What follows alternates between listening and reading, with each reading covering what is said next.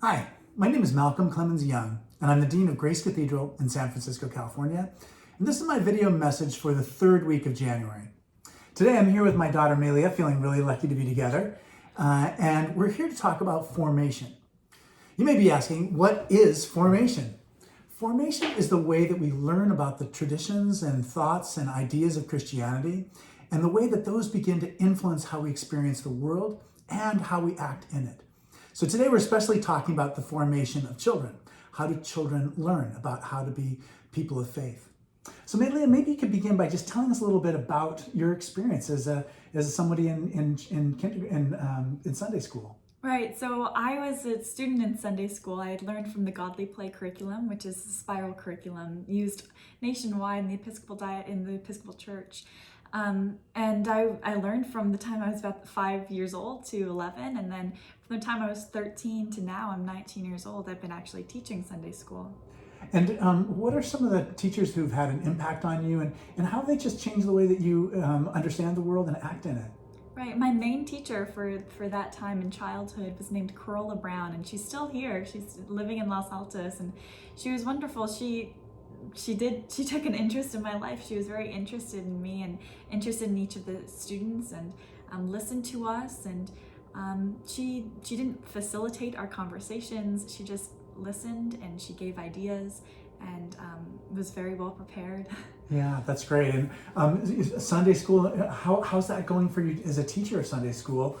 What are some of your tips for how to be a good Sunday school teacher? Right, I think just being able to adapt to reading the room and understanding what the students like. One Sunday, I kept telling my dad this, but one Sunday, one student came in and he had become obsessed with Pokemon like within the night. And then all of a sudden everyone loved Pokemon, and so I implemented that like within the lesson plan. We were learning about St. Augustine that lesson.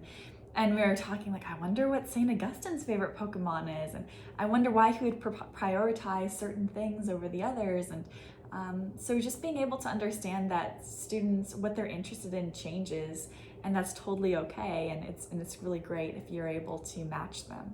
What are some things that students have said that have either surprised you or that you thought were noteworthy? Right, well, the first thing that comes to mind is 2 weeks ago we learned about Jesus and the 10 lepers, and that's a story where 10 lepers are people with skin conditions and they're outcasts in Jerusalem society. They come to Jesus and they ask to be healed, and Jesus says to go talk to the priests, and on their way walking to the priests, all 10 of them realize that they had been healed by Jesus, and one leper comes back and says thank you to Jesus. And one of my students, Ashlyn, came back to Sunday school the next week, and she showed me an image that she drew of a woman, of a leper, and her bandages had just flown off of her, almost like she had been bound up, and just this image of freedom and happiness and joy, and like the wind blowing through her hair, and this magical moment. And that's just a part of the story that I hadn't even put very much thought into. I really focused on saying thank you to Jesus.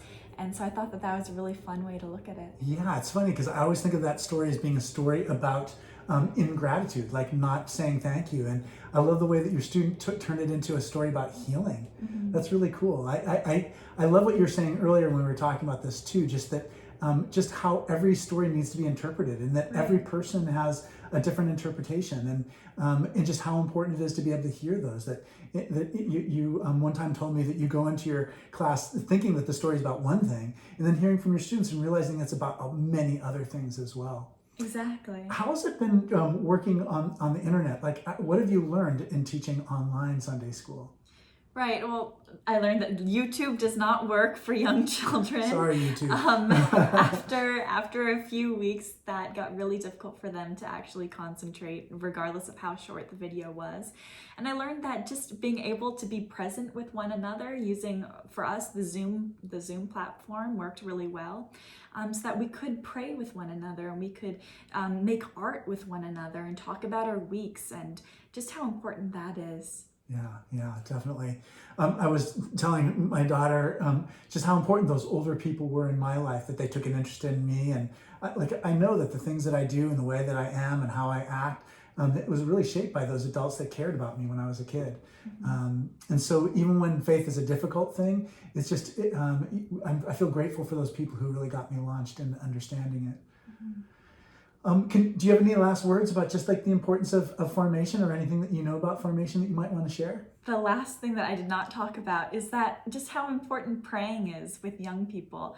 And it's really fun, and it's really good to show them that there's no rule of how to do it. That it's honestly my favorite part of each week is getting together with these, 5-year-olds to 8-year-olds and giving thanks and talking about what we're worried about and speaking to God with each other, and even just saying a prayer in your heart. It means a lot. Yeah, I mean, even from a particular, there's nowhere to better understand what it is that you really want than prayer. It really helps us to understand ourselves. Yeah. Well, I'm so grateful for you. Melia's going back to college, and she'll be with her students in person again very soon. Yeah. Thanks so much for being on our show today, Melia, and thank you so much for watching. We're really glad to have you here, and we look forward to when we can all gather together again.